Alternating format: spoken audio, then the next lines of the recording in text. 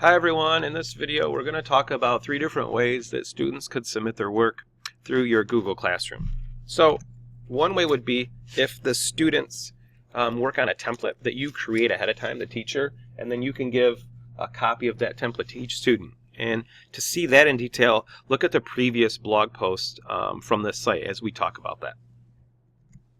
Another way that students can submit work in Google Classroom is they just create a blank Google Doc or a blank Google slide right from Google Classroom. They start from scratch. And a third way is perhaps the students already have the assignment done. Maybe it's saved in their My Drive. How do they add and attach that file, that document, to Google Classroom?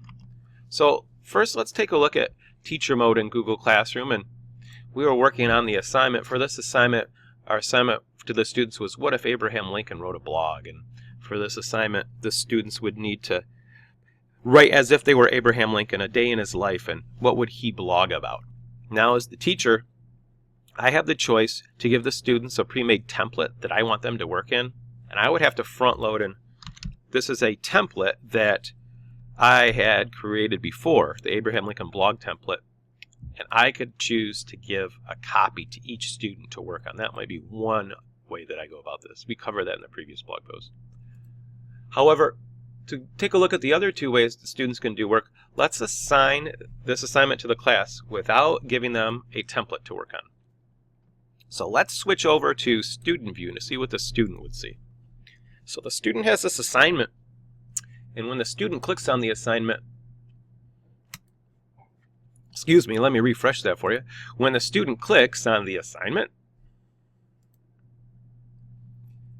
they have couple choices. Number 1, the student could start from scratch. When they go to create, they could create a new Google Doc or a new Google slide or sheet, whatever they need to do, and that will be their starting point for this blog. So maybe the student is going to create a new Google Doc. And when they press Doc, what's nice is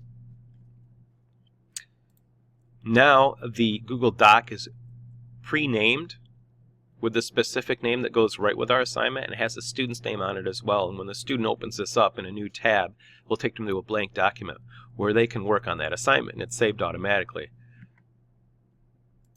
Another way, I'm going to exit out of this. What if the students had already completed that assignment and it's in their My Drive, and the student says, hey, wait a minute, I already have that blog post done. It's in My Drive. How do I get it in my Google Classroom? Well, in that case, the students are going to go to Add. They're going to add from Google Drive,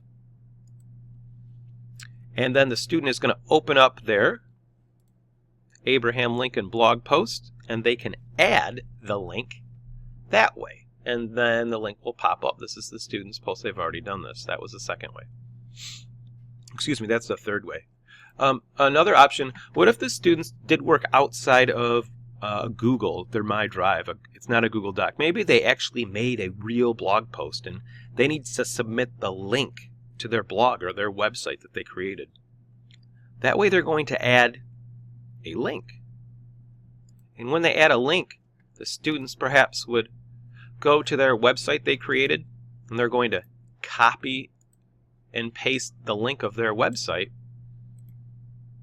into Google Classroom and add the link. And then they could turn the assignment in that way.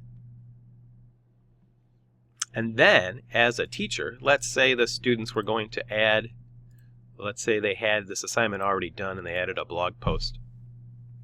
As soon as they add that work in, I'm going to switch back over to Teacher View one more time. So as the teacher, when I click on my assignment, I have one student that's not done. Even though they didn't turn that assignment in, they just created it, I can click on that student's assignment and I can see if they've started any work yet or not. And then I can leave comments that way. So that is 3 ways that we could submit work in Google Classroom. Teacher can create a template. Each student gets a copy. The students can create a new Google Doc or slide or sheet. They can create it from scratch and use the Create button. Or the students could add a file or a link that they have already completed.